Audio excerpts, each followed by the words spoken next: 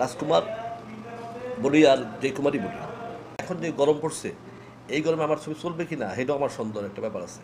পরিচালক ইকবাল শাকিব খানের রাজকুমার সিনেমার সাথে রোজার ঈদেই তার নির্মিত ডেড বডি সিনেমাটি রিলিজ দিতে চেয়েছিলেন। তবে অজানা এক কারণে তিনি শেষ পর্যন্ত শাকিব খানের রাজকুমার সিনেমার সাথে ডেড বডি সিনেমা রিলিজ দেননি। তবে সিনেমাটি নির্মাণের আগ থেকে পরিচালক ইকবাল হুঙ্কার দিয়ে আসছিলেন শাকিব খানকে মোকাবেলা করার জন্যই ডেড বডি সিনেমা নিয়ে আসছেন।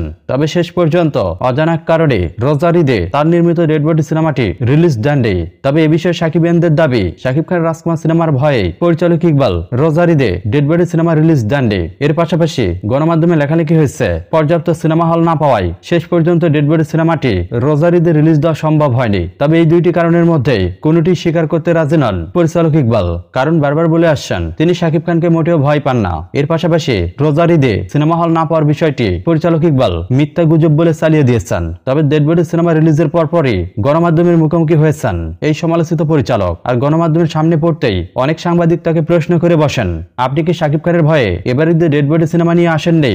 এর পাশাপাশি বেশ কয়েকজন সাংবাদিক প্রশ্ন করেন, আপনি কি শাকিব খানকে ভয় পাচ্ছেন? এমন প্রশ্নের উত্তরে পরিচালক ইকবাল অদ্ভুত ধরনের উত্তর দিয়েছেন।